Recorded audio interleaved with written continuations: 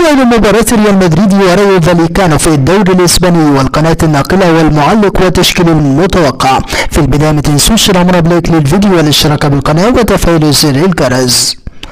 ينتظر الشق الملكي مباراة نادي ريال مدريد ضد فريق ريو فاليكانو، وذلك ضمن فعاليات الجولة 13 من بطولة الدوري الإسباني لكرة القدم، وتقام المواجهة على ملعب دي فيكس معقل فريق فاليكانو، والذي يحظى بأجواء جماهيرية كبيرة.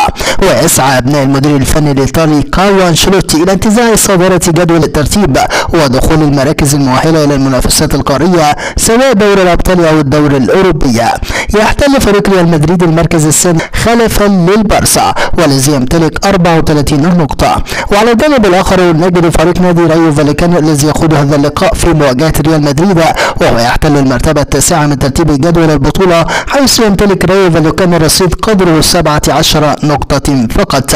أما عن موعد وستنطلق الصافرة بداية المباراة في تمام الساعة 9 مساء بتوقيت الجزائر والمغرب وتونس، 10 مساء بتوقيت مصر وفلسطين والكويت وقطر والبحرين واليمن، 12 بتوقيت الإمارات وسلطنة عمان.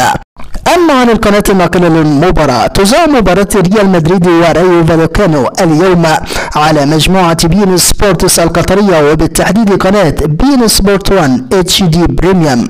كارلوس أنشيلوتي بتشكيل مكون من: في حراسة المرمى تيبو كورتوا، في خط الدفاع فيرلاند مندي، أنطونيو روجر، إيديورو ميليتاو، كارفاخال.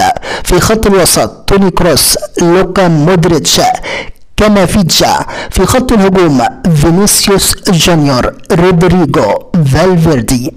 متابعينا الكرام، نحن في انتظار نتيجة توقعاتكم عن المباراة في التعليقات،